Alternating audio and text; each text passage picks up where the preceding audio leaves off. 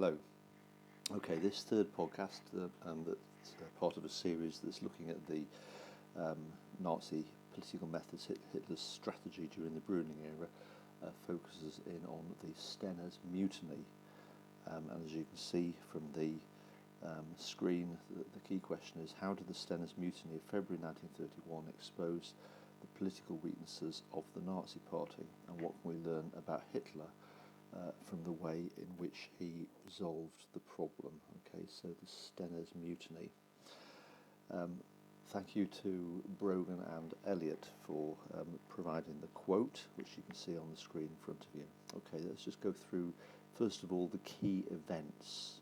Okay, actually the Stennes Mutiny lasted for the best part of a year before it was really resolved. It started in May 1930 and wasn't really resolved until about April 1931.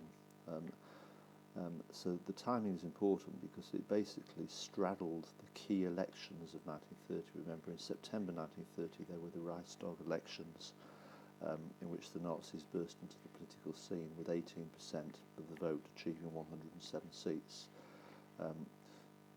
in the Reichstag, making them the second largest party in the Reichstag. Okay, so the mutiny actually started before that election, and it was at its height during the election. I think that's important because the election campaign of September 1930 was always in Hitler's mind, and that helps us understand why he was so anxious about the Stennes Mutiny. Okay, so basically, what was it? Okay, so about May 1930, problems were brewing inside the Nazi Party. They had kind of come to a focus with the Strasser brothers. And the Strasser brothers spoke very much for that part of the Nazi Party that took seriously the socialist points of the 25-point programme. Okay, so this wing of the party were very anti-capitalist in their tone.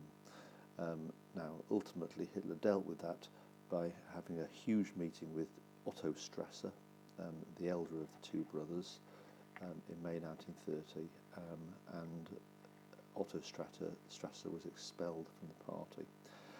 But that single event, if you dug beneath it, showed that all really was not well with the Nazi Party at this key point in the build-up to the September 1930 elections.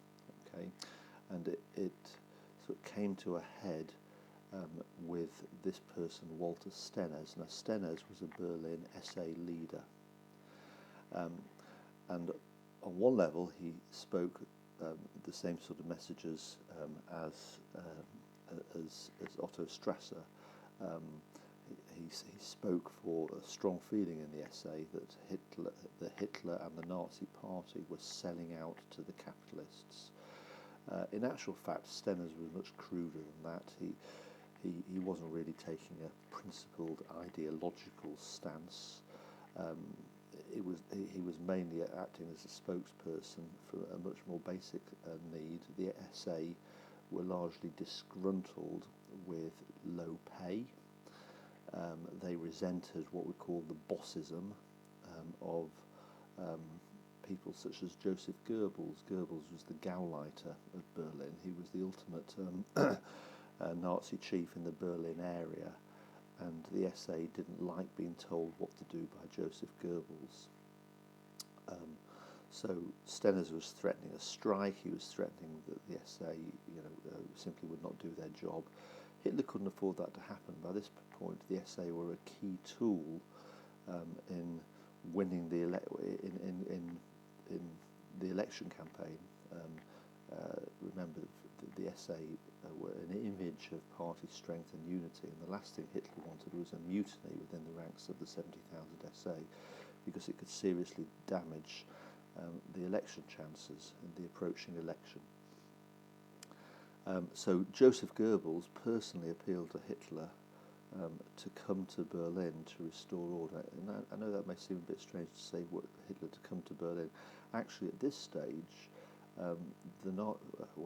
Throughout the whole of the Nazi period, the capital, the party headquarters were in Munich. So Hitler was very much based in the south of Germany. He didn't spend that much time in Berlin itself. But in response to Joseph Goebbels' personal appeal, Hitler travelled north to Berlin, and he then hoofed his way around Berlin, going to the beer halls, all the hangouts of the SA, and personally restored order. And that was at the time of the September 1930 elections. So the elections happened. The Nazis did very well. As you know, they exceedingly well. They became the second largest party in the Reichstag. So the September 1930 elections did their bit. But it really was hanging on a thread for Hitler. It could have so easily have gone the other way if he hadn't actually restored order. Now, how then did he deal with the issue of Stennes? Because the problem had not completely gone away. So, following the election in January 1931, Hitler sacked the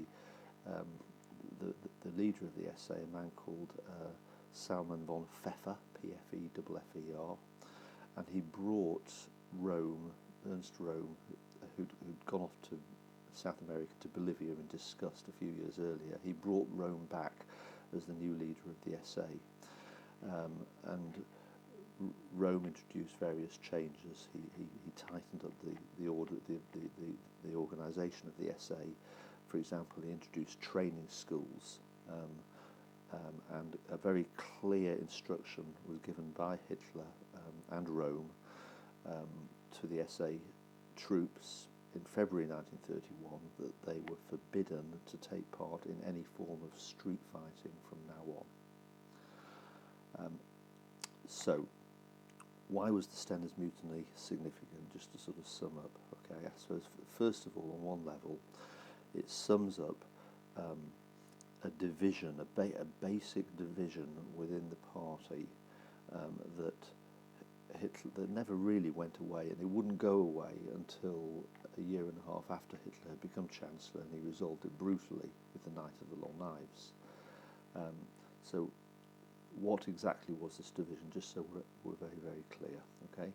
On one level, the SA, it was an expression of what the SA believed. They were the old fighters from the old revolutionary days of the party before Hitler changed his tactics, okay?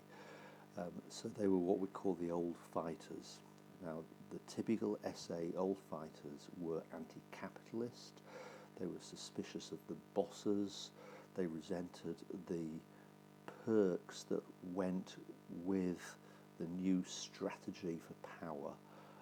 They resented the new party members who were joining the party at this time, and of course the party was taking a pathway to power that they basically did not approve of. The old fighters despised the parliamentary process, and many of these old fighters believed that Hitler had sold out, that he had become a conventional parliamentary politician, and therefore he was now shaking hands with the capitalists that they despised. Remember, the old fighters were basically anti-capitalist. They took very seriously the socialist points of the 25-point programme. So that was the views of the old fighters. Now, move over to Hitler. On the other hand, Hitler believed that class warfare undermined his real goal. His real goal was national greatness, and you can only achieve national greatness by achieving national unity. And you're not going to get national unity if you're doing what the SA are urging, which is which is putting class warfare at the centre of the agenda. I mean, the SA even urged that they believed that foreign policy should be to work with the Soviet Union, for example. And Hitler wasn't prepared to go down this particular line. Practically, in the short term, Hitler had to work within parliamentary politics, and he had also to, therefore, shake hands with the Conservatives. Remember, basically, there is a vacuum now. The Reichstag is no longer working effectively, and so increasingly Hitler had to, the way to power meant working with the men closest to Hindenburg, and that meant basically working with the capitalists, the industrialists, the junkers, and so on.